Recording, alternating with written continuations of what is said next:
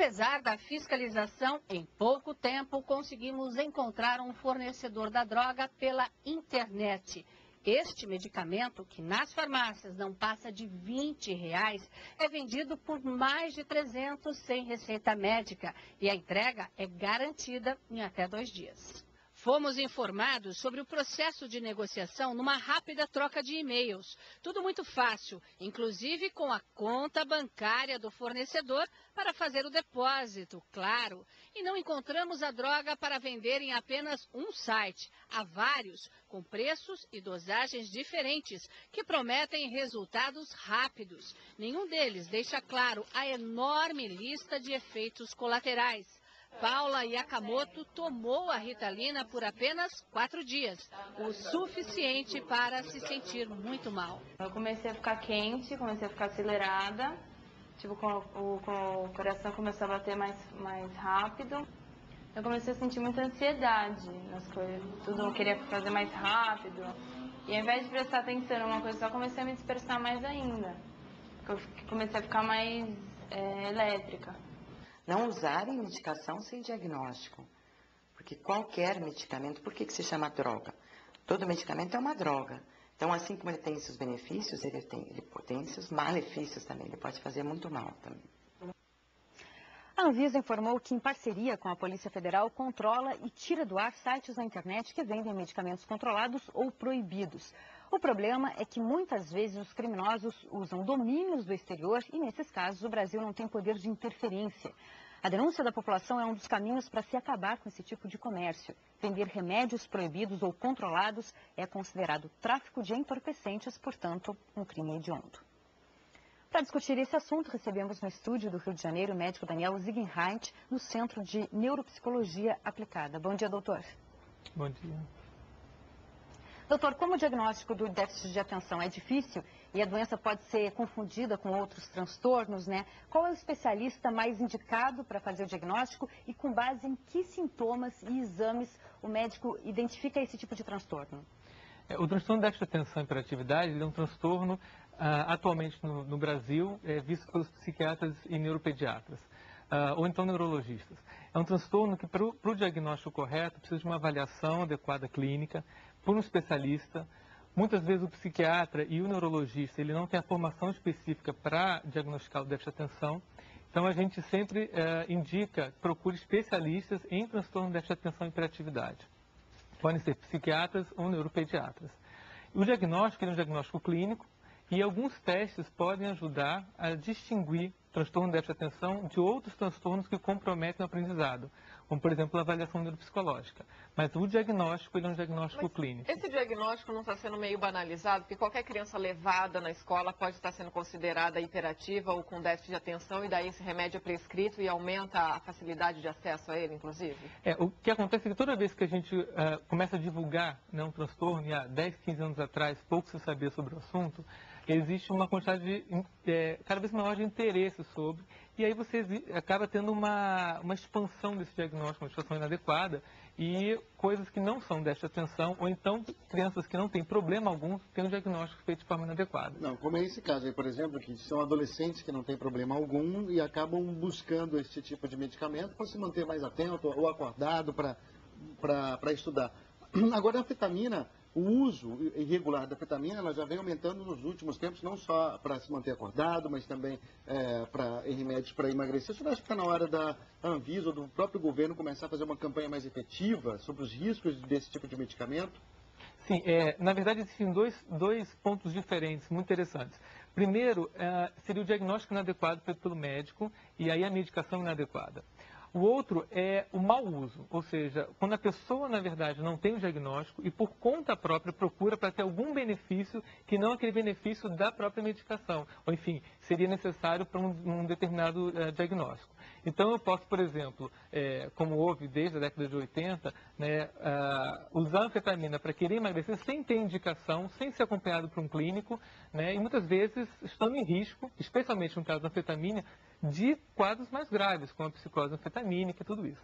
Então, existem dois pontos diferentes, né? A formação do clínico, do especialista, do médico para o diagnóstico correto, mas também a orientação da população para não utilizar a medicação por conta própria, tentando ter objetivos como estudar mais ou ficar sem dormir, porque eles não sabem exatamente quais são os riscos que isso envolve. Doutor, quais são as características de uma criança ou de um adulto hiperativo ou com déficit de atenção? O transtorno de déficit de atenção é um transtorno neurobiológico, um transtorno que começa na infância necessariamente. Não existe o adulto que se torna um portador de déficit de atenção, existe a criança que tem déficit de atenção e que vai se desenvolvendo e chega até a vida adulta com o transtorno. E aí esse diagnóstico, ele deve ser feito realmente pelo especialista, né? E são sintomas como inquietude, impulsividade, dificuldade, por exemplo, de manter-se atento, sustentar a atenção por mais tempo em alguma tarefa, iniciar várias tarefas ao mesmo tempo e não finalizar nenhuma.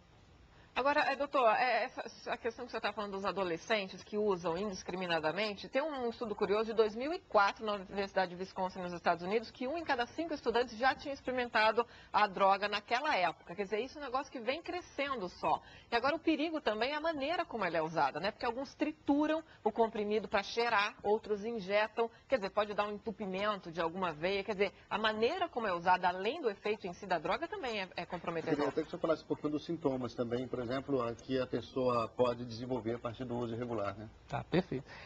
O que acontece é o seguinte, o mau uso, ele pode ser por excesso, por falta de indicação, ou então por vias inadequadas, né? Existem pessoas que estudam só isso, especialmente no caso dos Estados Unidos, toda a parte de o FDA, quem trabalha com drogas, estuda exatamente isso. Uma forma de se lidar, e fora do país isso já é possível, é você ministrar a medicação com um formato de prodroga. O que seria isso?